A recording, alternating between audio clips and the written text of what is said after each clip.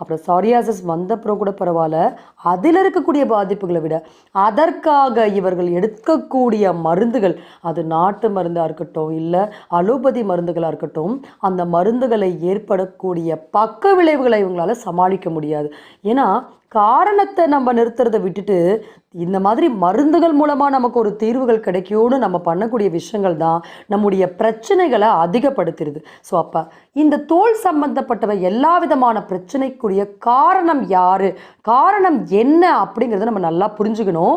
இப்போ நீங்கள் இந்த ஃபோட்டோவில் பார்க்கலாம். இப்போ நம்ம காமிக்கக்கூடிய இந்த பாயிண்ட்ஸ் தான் நுரையீரலுக்கான பாயிண்ட். இந்த இடத்துல பார்த்தீங்கன்னா எல்லா தோல் பிரச்சனை இருக்கிறவங்களுக்கும் அப்படியே அந்த இடத்துல மஞ்சள் கலரான ஒரு படிமானம் மாதிரி ஸ்கின் வந்து டார்க்காக ஸ்வெல்லிங்காக இருக்கும்.